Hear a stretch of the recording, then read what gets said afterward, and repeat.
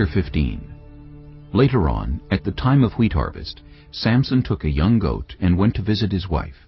He said, "I'm going to my wife's room." But her father would not let him go in. "I was so sure you hated her," he said, "that I gave her to your companion.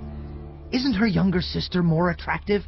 Take her instead." Samson said to them, "This time I have a right to get even with the Philistines. I will really harm them." So he went out and caught 300 foxes and tied them tail to tail in pairs. He then fastened a torch to every pair of tails, lit the torches, and let the foxes loose in the standing grain of the Philistines. He burned up the shocks and standing grain, together with the vineyards and olive groves.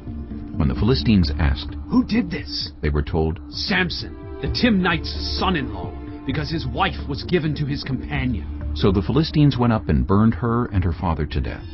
Samson said to them, "Since you've acted like this, I swear that I won't stop until I get my revenge on you." He attacked them viciously and slaughtered many of them.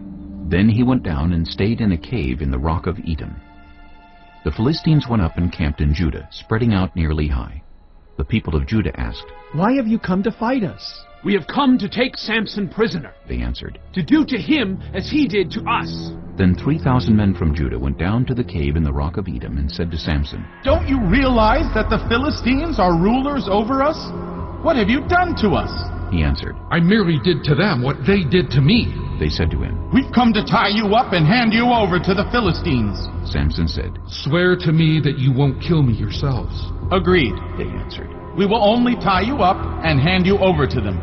We will not kill you." So they bound him with 2 new ropes and led him up from the rock. As he approached Lehi, the Philistines came toward him shouting.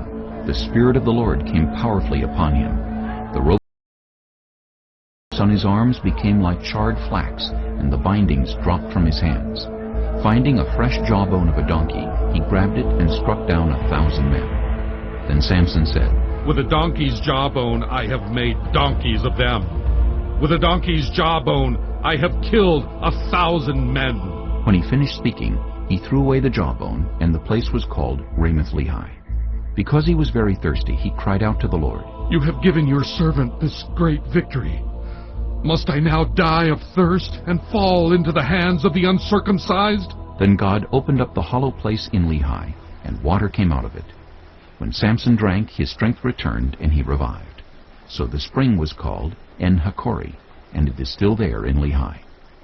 Samson led Israel for 20 years in the days of the Philistines.